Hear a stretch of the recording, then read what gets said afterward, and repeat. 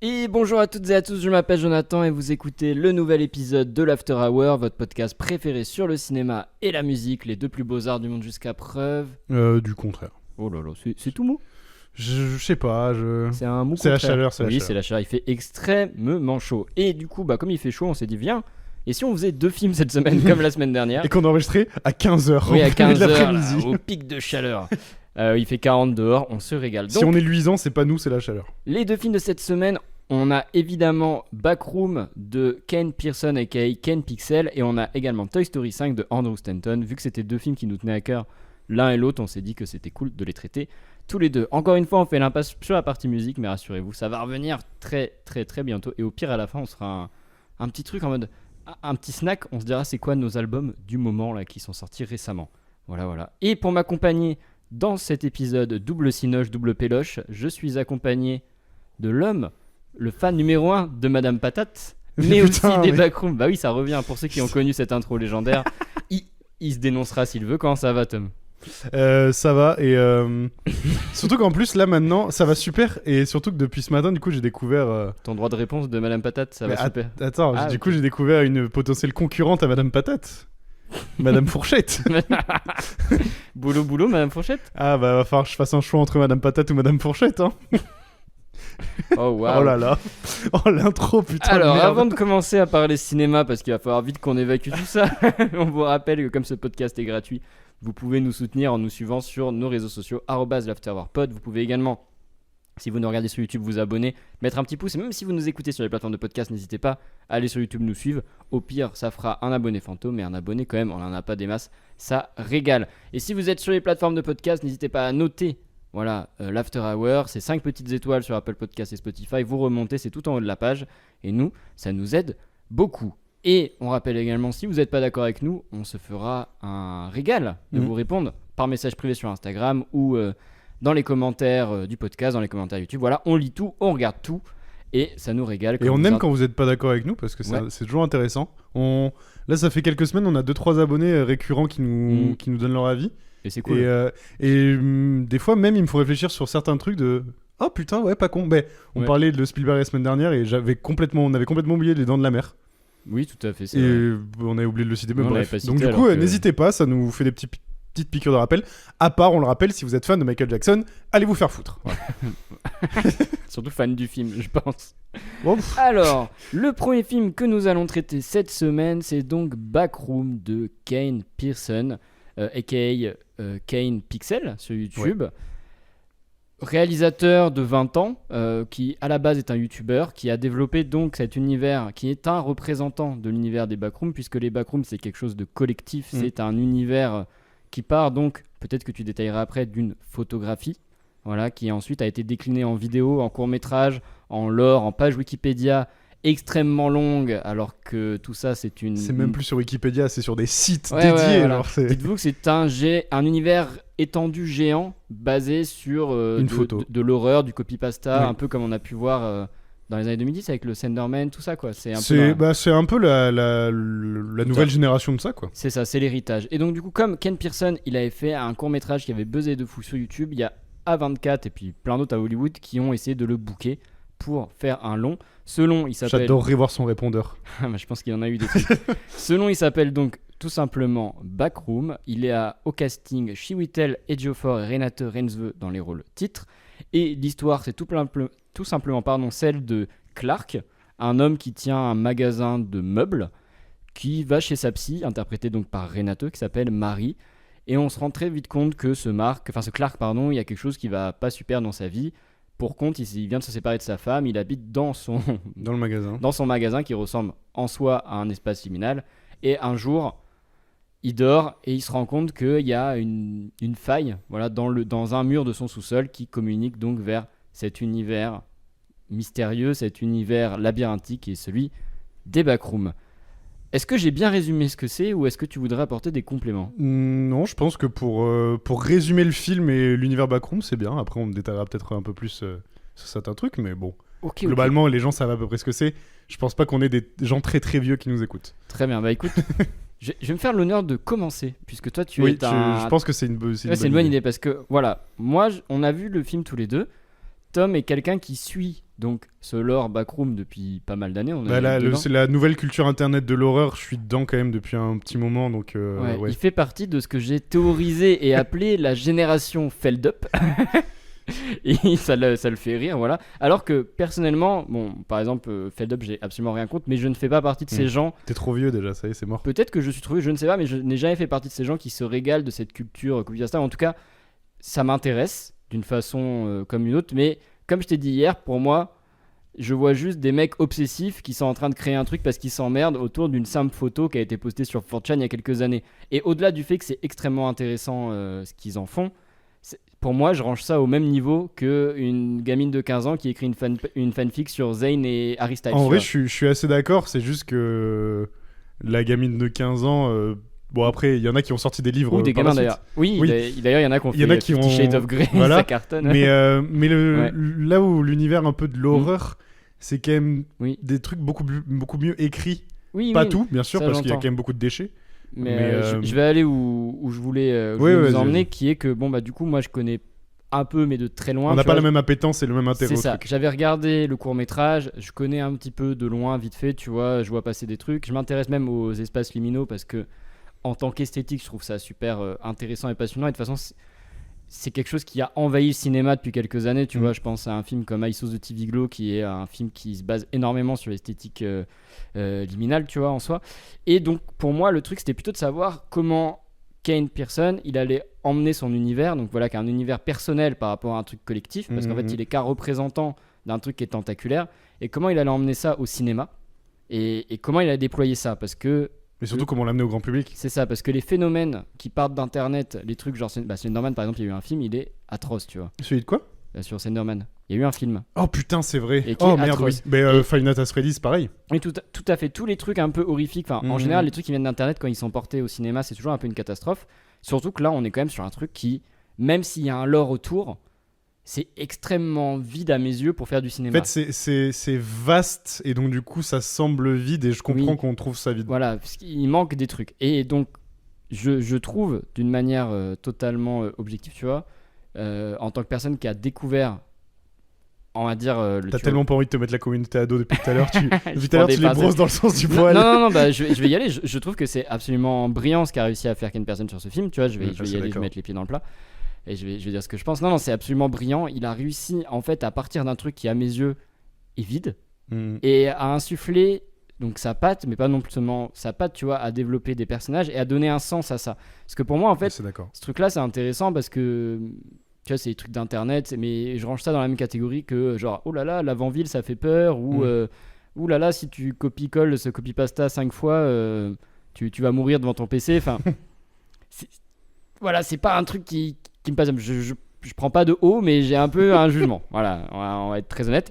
Et ce que Ken Person a réussi à faire sur Backroom, on va dire, désamorce ce jugement que je l'ai en me disant c'est super intéressant parce que tu vois, ce qui pourrait juste être un bête film d'horreur où on est en mode ah bah c'est marrant, c'est Ah, les backrooms, ça dans fait la peur, il y vraie a des vie. monstres dedans. Ouais, c'est ça, ou en mode oh là là, ils ont vraiment fait des décors de Backroom, c'est trop bien. Mhm. Non, lui, il en a fait un film avec plusieurs couches de réflexion et surtout qui donne des clés de réflexion sur c'est quoi ce Backroom. Mhm. On en parlait hier.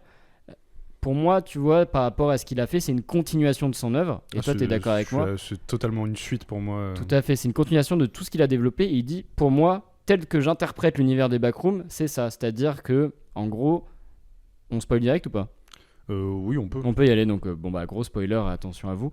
En gros, l'idée c'est de dire les backrooms, c'est un monde qui vit en parallèle d'une autre, en extension de nous-mêmes, c'est un reflet un peu de ce qu'on est, un peu comme le vertige de Quentin Dupieux d'une certaine manière, tu vois. Ouais, ou même. Ou même à peu près tous les trucs. Genre l'Inside Out de Ouais. Stranger Things, tu vois. Tout Genre, à c'est fait. vraiment le même C'est monde, ça. entre guillemets, tu vois. C'est ça, dans lequel en fait on a des réflexions de nous-mêmes qui se perdent et le plus grand ennemi dans ces backrooms, parce qu'effectivement c'est des espaces qui nous ressemblent, qui se basent sur nos pensées mais qui sont pas vraiment la réalité, nos plus grands ennemis c'est nous-mêmes. Et en fait lui il traite plus ou moins quand même, encore un film qui traite de la masculinité toxique, qui traite de la dépression, qui traite de plein de choses comme ça, tu vois, du fait qu'on n'ait pas envie d'avancer dans la vie, que souvent on reste coincé dans ses certitudes et ses biais. Et ça, il en fait un film ultra psychologique basé sur l'horreur. Et je trouve que c'est encore intéressant parce que c'est encore un film où l'ennemi c'est l'homme. C'est l'homme toxique. On passe même à certains moments plus proche du thriller psychologique Oui. que du film d'horreur. Hein. Tout à fait. Parce qu'en fait, là où je trouve qu'il est assez malin, c'est qu'il arrive à faire un film d'horreur donc sur la backroom, mais l'horreur, elle est pas tant dans les phases d'exploration Ouais. que dans le véritable secret de la backroom. C'est pour ça que c'est brillant, je trouve. ouais, c'est super. Moi, j'avais peur de ça. Mm.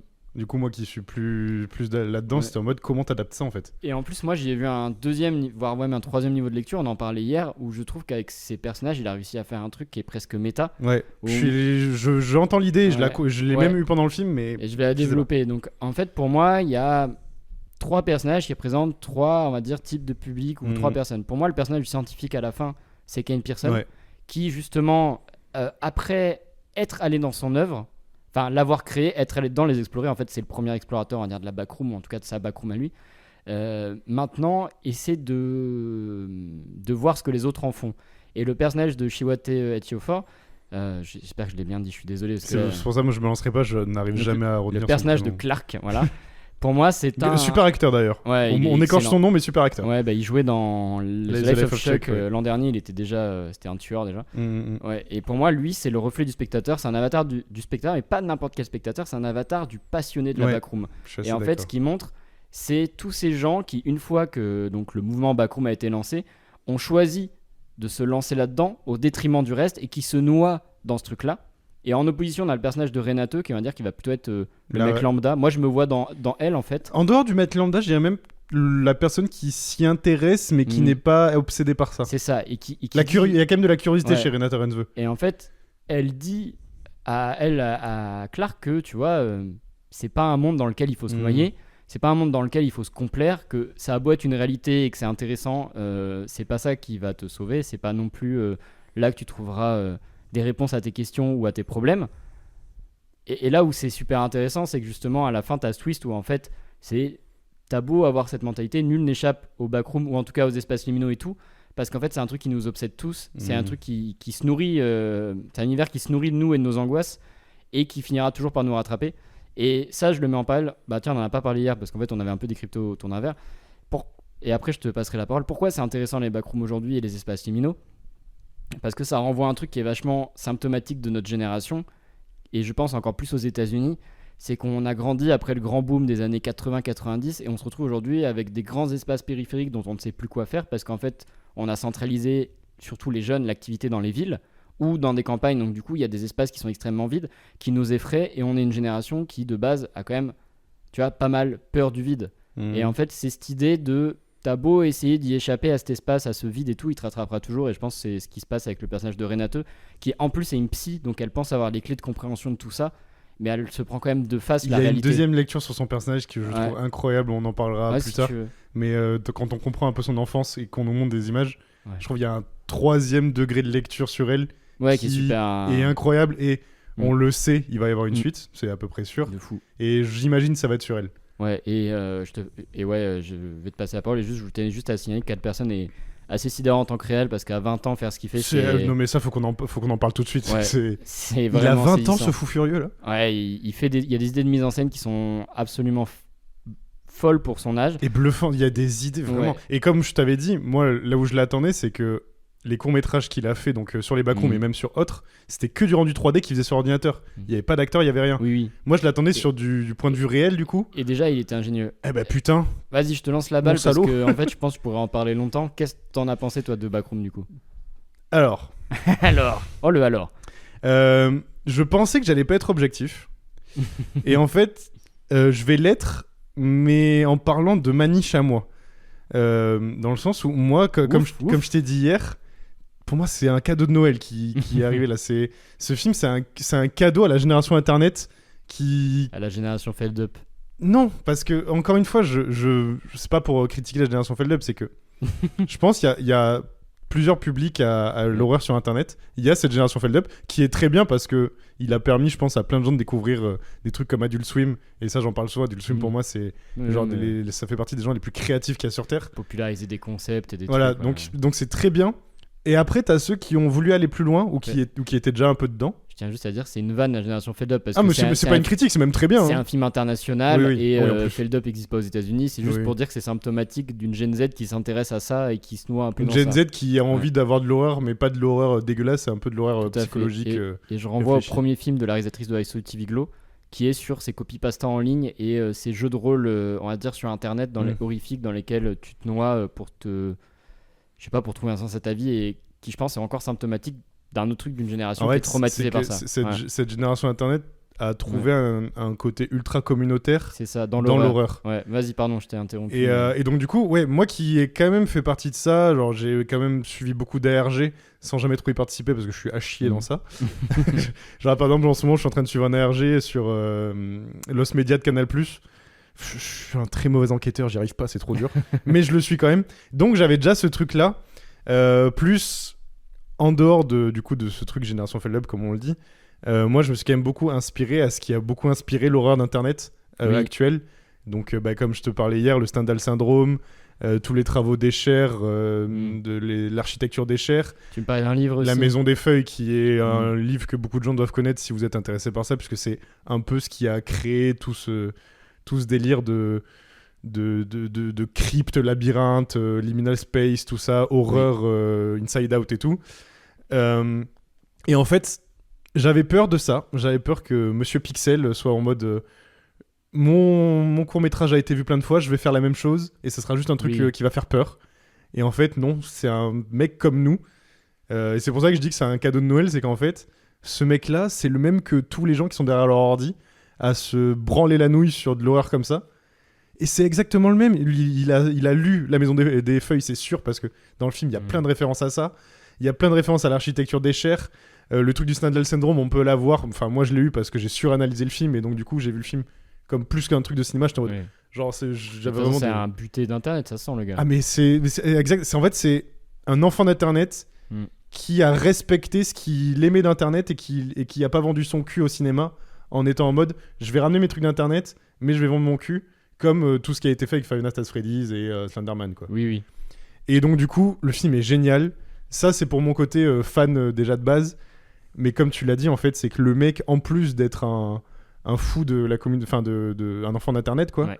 Le mec est pas mauvais, en plus, putain de merde. Bon, je pense qu'il a été aidé et tout. On en parlait hier, il joue beaucoup avec les rapports de caméra. Donc ça, déjà, c'est extrêmement smart. Il y a des plans de caméra, les plans de vue du dessous et tout. Ouais, c'est un film qui pourrait vite se noyer dans l'effet un peu fond de footage, machin, en caméra. J'avais peur un peu de ça aussi. Et en vrai, l'introduction, du coup, on te met dans le thème et reprend un petit peu ce qu'il fait sur les courts-métrages. On va pas se mentir. C'est un peu sa piqûre de rappel à ce qu'il faisait, quoi. C'est ça, exactement. Et par contre, après, je trouve qu'il emmène ça un peu plus loin dans des séquences d'exploration des backrooms ou de documentation, à voir au choix.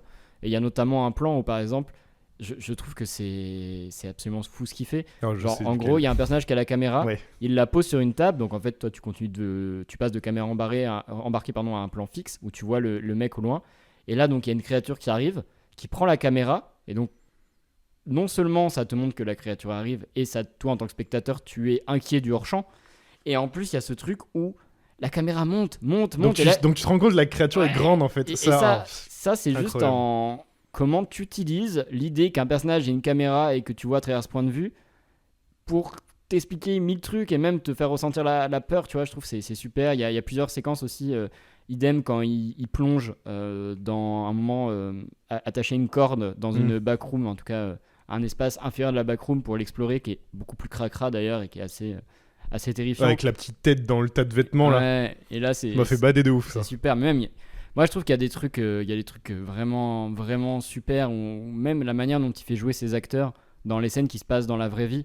En fait, limite, les scènes dans la vraie vie sont plus effrayantes que les scènes dans les backrooms. J'ai adoré ça. Ouais. L'esthétique qu'il a donnée à la vraie vie, elle est liminale. Bah, elle est badante, quoi. Et c'est trop cool ce qu'il a réussi à faire, parce qu'en dehors du magasin qui, lui, est badant de ouf. Oui, puis de toute façon, j'ai cru comprendre, c'est un clin d'œil, parce que la photo de base a été prise dans un magasin. C'est des locaux de bureau. Ouais. C'est ça, donc en fait la boucle est un peu bouclée sur. Mais même, tu vois, quand il va voir ses employés dans là où ils habitent, bah tu sais, c'est un truc très carré, très coloré, mais couleurs qui vont pas ensemble. En fait, tout le film est fait pour que t'aies du malaise même dans la vraie vie, mais en trouvant ça très normal. Et c'est le concept du liminal space, c'est que c'est un espace tout à fait normal dans lequel tu te sens pas à l'aise, mais tu comprends pas trop pourquoi. Je dirais même plus que ça, c'est un espace de transition.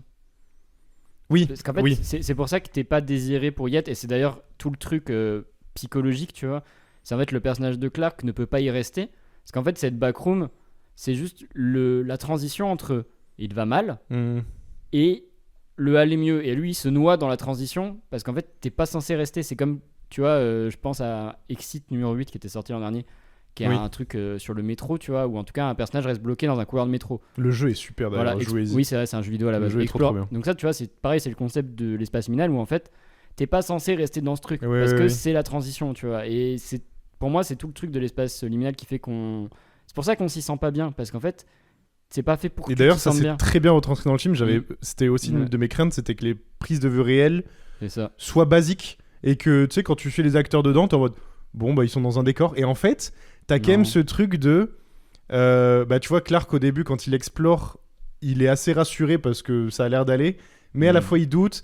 Renate la première fois où elle visite, elle est vraiment pas rassurée Tout et à fait. et tu te après, sens, elle tu te commence sens à- un peu pris au piège avec eux.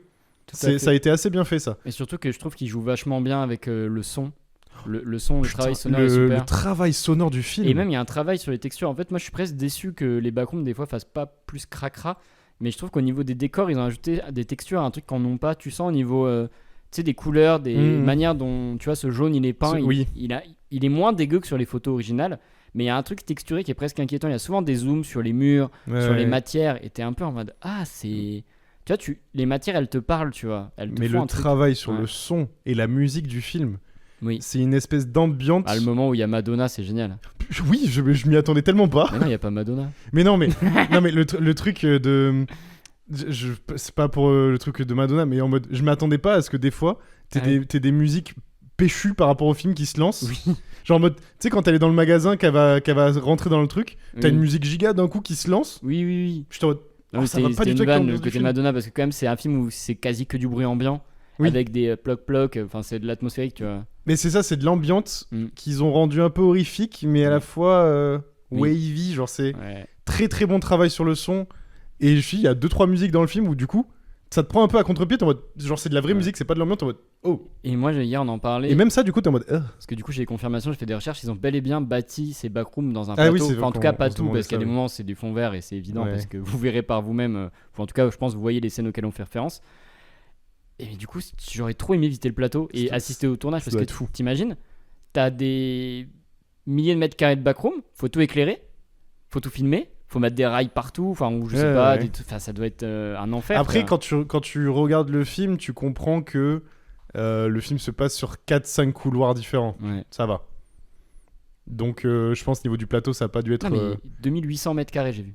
Ah ouais? Oui, c'est pas juste 3 cloisons qu'ils ont retournées. Hein. Oh putain, belle. Ah, c'est exceptionnel. Après, le film, il coûte cher, donc ils ont mis du Oui, budget. oui, Hein. mais enfin, il coûte cher, mais il va rapporter beaucoup. Bah, il rapporte déjà beaucoup. Hein. Oui, parce que tu as des choses à ajouter ou tu veux que je lise les critiques? Qu'est-ce qu'on peut dire? Parce que toi, on va être clair, t'as mis 5 étoiles sur Ah, mais moi, Letterboxd, c'est. t'es Mais en comme, mode, comme j'ai dit, en fait, c'est que je suis pas 100% objectif, mais en fait, je suis objectif dans la niche dans laquelle je suis.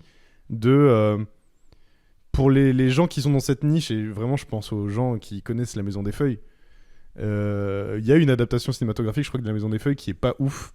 Enfin, avec le concept de La Maison des Feuilles, de la maison qui est plus grande, les plans intérieurs sont plus grands que les plans extérieurs, enfin bref. Mais en fait, c'est pas fait par des gens qui sont absorbés par le sujet. Et je pense que cette Oui. nouvelle génération de l'horreur et du thriller même, je dirais. Ce qui est bien, c'est que ça a été fait par un passionné qui C'est comprend ça. ce truc. Parce qu'en fait, c'est une extension de lui-même ce qu'il met en scène. Et tu vois, il y a Tout à un fait. peu ce truc avec Obsession qui... ce mec, c'est aussi un mec d'internet, Oui. celui qui a fait Obsession. Où on en parlait, Substitution Bringer Back aussi, qui est sorti l'an dernier. Et oui, mais après, je connais C'est pas aussi les des réels. youtubeurs. Ok, ouais, bah voilà. Et cette année, il y a un youtubeur aussi qui a adopté un jeu d'horreur. En fait, il y a plein de youtubeurs qui se mettent à l'horreur. Parce qu'en fait, l'horreur, c'est quoi? C'est simple à faire. L'horreur, Enfin, c'est c'est pas simple. simple. C'est peu Oui. coûteux si tu veux faire un beau. C'est peu coûteux. Bah d'ailleurs, il y a les gros réals, ils ont souvent commencé par de l'horreur. Hein. Tout à fait. Et en fait, c'est peu coûteux. Et si t'as vraiment une idée de ce que tu veux faire, parce que l'horreur, faut que ce soit bien écrit pour que ce soit plausible C'est ça. et que ça tienne la route. En fait, l'horreur, il y a plein d'astuces de mise en scène pour que ça marche, ce que tu veux Oui. faire, tu vois. Je pense à... bon, tu vois, par exemple, Halloween de Carpenter. Aujourd'hui, ça paraît désuet, mais il y a des trucs de fou. Bon, déjà, il y a la Steadicam au début, tu vois. Mais juste le principe de dire, tu as un écran, parce que à l'époque, on voit le film au cinéma, tu as un écran géant, et à tout moment, la menace peut sortir de partout. Tu la vois passer, Oui, oui. elle est dans un coin, elle passe derrière, elle file, et tu la vois, et toi, en tant que spectateur, tu vois, t'es inquiet de ce que l'autre voit pas. Enfin, tu vois, c'est super simple, ça coûte pas grand chose, et pourtant, c'est oui, juste oui. du talent de mise en scène. On parlait d'Obsession. Obsession, c'est un film qui a coûté rien du tout. Et c'est que avec des jeux d'ombre, des jeux de mise en scène Tout à fait. qui rend le truc du terrifiant. maquillage. On parlait justement de la scène où elle est dans le coin de la chambre et on était en mode C'est juste c'est de tout con, l'éclairage et c'est du de maquillage. l'éclairage où elle est dans le coin de la chambre, tu vois la moitié de son visage, t'es terrifié. Oui. Et donc bravo. Et cette nouvelle génération, ils ont ce truc ils ont envie de bien faire l'horreur et ils ont cette passion de l'horreur qui vient souvent d'internet du coup parce que c'est des gens d'internet Tout à fait. où en fait ça c'est un peu le bon côté d'internet, c'est tellement une émulsion de plein de gens qui donnent leur idée que t'es tellement noyé dans plein d'idées qu'en fait tu t'abreuves de tout ce qui passe et du coup tu peux créer des trucs comme on l'a vu hier. Avant de passer aux critiques, je voudrais poser une question. Est-ce qu'on serait pas, je m'avance peut-être, à l'aube de l'âge d'or d'un âge d'or du cinéma d'horreur moderne? En vrai là depuis 2-3 ans on est quand même bien dedans hein. Parce qu'on peut dire que tu vois, passer les années 2000, on a eu la mode du slasher, ensuite on a eu la mode des trucs un peu gore, là on sort d'une flopée de films. Et encore tu vois dans les trucs un peu gore à part Saw qui était la figure de proue. Ouais, mais il y en a eu pas mal des dérivés qu'on connaît pas trop. Parce que tu vois, oui, c'est vrai. Et dernièrement, voilà, on a des cinéastes comme évidemment Ari Aster. Mais c'est vrai qu'on a traversé quand même une période de disette catastrophique jusqu'à à peu près 2018 où ça a commencé à remonter. Le mec qui fait Barbarian aussi, tu vois, qui a fait Évanoui. Donc là, on a toute une flopée de youtubeurs qui ont sorti leur premier ou second film qui, en tout cas, à minima, sont prometteurs, si ce n'est super bon pour tu vois, certains. Mais déjà, tu vois, avec la génération Ari Aster, donc on est en 2017-2018, c'est des films où déjà, c'est plus le dégueulasse qui est mis à l'honneur, c'est plus le bizarre. Tu vois ? Oui. Parce que même Hérédité, il y a des trucs très dégueulasses, mais c'est quand même dans le bizarre que ça se joue. Midsommar, niveau bizarre, t'es dedans. Et là, cette génération, ils ont un peu ce truc de... On fait du bizarre, mais aussi on a envie de mettre une vraie dimension psychologique. Mais pas une dimension psychologique un peu comme on pourrait voir tu sais, à la Human Centipede. Alors c'est de la merde, mais c'est juste un fou furieux qui veut torturer les gens. Là non, c'est de la psychologie humaine. C'est des films sur des gens très humains qui plongent dans un truc, quoi. Ouais, j'ai pas le recul encore pour savoir ce qu'il en est réellement. Après oui, je pense qu'on est au début, on est au début. Hein. Mais j'ai hâte de voir ce que ça va donner. Ça pour sûr. Alors, on va passer aux critiques. Et les critiques sont un peu ok, tu vois. Il y a 3-4, je crois, pour spectateurs et 3-3 pour la presse. Ce qui me paraît encore un petit peu bas, mais je pense que c'est un film qui divise et en fait, peut-être tant mieux. Je vais commencer par les avis bas et après, je montrerai par les plus hauts. Moi, je vais m'énerver. Alors, les fiches du cinéma. C'est qui ils sont appelés les fiches au lieu des cahiers. Adaptation du phénomène viral des liminal space, lieu interstitiel où la déprime moderne siège, Backroom ne réussit pas la mutation vers le grand écran. L'angoisse analogique se farde de lourds procédés et ce film a presque l'air de se fatiguer lui-même. Moi, je comprends pas l'idée de angoisse analogique. Est-ce que c'est par rapport au côté de la caméra, du grain qui est utilisé, enfin... Je vois pas de ce qu'ils veulent dire. Parce que justement... Là, je suis d'accord avec le fait que parfois on dirait que le film tourne peut-être en rond sur lui-même, mais c'est parce que c'est le concept aussi du truc. Voilà. C'est que c'est la redondance et en plus ils l'ont très bien dit de cette horreur moderne. Genre c'est la redondance, c'est le cycle nul de notre vie moderne. Mais il y a presque une redondance où en fait moi ça m'a fait tiquer où je me dis j'ai l'impression de regarder quelqu'un qui joue à un jeu vidéo parce que moi en tant que spectateur du coup on en fait plutôt le tour au début de ces backrooms et toi en tant que spectateur t'es en mode j'ai mes repères, je sais que je peux aller là, que si je vais là ça va être tel truc, tel machin. Pour moi ça c'est ultra volontaire. Oui. Que t'aies plusieurs personnages qui rentrent dedans. Pour te donner une sorte d'unité de pour lieu. Que toi tu penses que tu sais où ils sont. C'est ça et en fait tu y es. Et en fait t'es dérouté. Le truc du panneau stop, incroyable idée parce que du coup ça fait que il y a 4 personnages différents qui passent devant ce panneau stop donc toi tu sais où il est par rapport à l'entrée, eux ne savent pas. Donc du coup le réalisateur te met dans une position où t'es avantagé par rapport aux gens du film, mais au final, 2 scènes après, tu te retrouves au même niveau que les gens du film parce que c'est un passe-passe de réal, tu vois. Ouais, mais je suis d'accord. Donc moi, je trouve ça assez brillant, justement. On parlait d'Internet, ça emprunte beaucoup aussi à la manière dont on joue aux jeux vidéo. Tu vois, les phases d'exploration, les phases de toucher, tu vois, genre c'est intéressant. C'est une nouvelle forme de narration qui a ramené et qui est cool. Alors on va lire Lops qui nous dit « Piégé dans un labyrinthe dissimulé derrière un mur de magasin de meubles cheap aux perspectives étrangement distordues à la Escher, donc là c'est un petit ref à ce que tu disais, où chaises et canapés semblent avoir été avalés par le sol, Clark, architecte raté, cherche à échapper à une entité lancée à ses trousses. Pitch plus banal hélas que ne le promettait le concept initial. Flippant, oui. Consistant, pas encore. Là tu vois. Mais justement je trouve plus consistant que flippant. Tout pareil, je trouve pas que c'est un film d'horreur qui va te faire flipper pour plusieurs nuits. Par contre, je pense que c'est un film d'horreur qui est extrêmement intelligent et qui, pour le coup, a plus de consistance que beaucoup de trucs qui sont juste là pour faire peur. Tu vois. Mais tu vois, cette critique-là rejoint un peu ce qu'on dit de est-ce qu'on n'est pas à l'aube d'un nouveau genre d'horreur qui fait moins peur, mais qui te fait peur dans ta réflexion que t'as après derrière, tu vois. Ouais. Parce que là, le concept qu'on évoquait au début de... Là, Backroom, c'est méta, donc c'est Ken Pixel qui analyse les fans des Backroom et qu'est-ce que pour lui ils sont devenus. Oui. Est-ce que c'est pas ça la forme d'horreur du film ? Bah, Donc, discuter, ouais. je pense ça c'est tu vois, Obsession c'est pareil. Obsession, j'ai lu des trucs sur le film où j'étais en mode mais les gens ne comprennent pas ce qu'ils regardent. Genre les gens pensent que c'est juste un truc d'horreur où la meuf devient folle. Non, Obsession c'est tout un truc sur la masculinité toxique, Oui, bah, c'est sur ce que en fait le monstre c'est pas elle, tu vois. Mais ce que je Et disais ça c'est ultra basique à comprendre. Oui, mais ce que je disais au début, en fait, là on est quand même sur une vague de films où les méchants, c'est pas. C'est des hommes C'est comme des hommes, et toi plus- et moi quoi. Plus que les hommes, en fait, c'est la culture quasi incel, Oui, mais c'est ça. c'est la culture de la masculinité toxique et tout.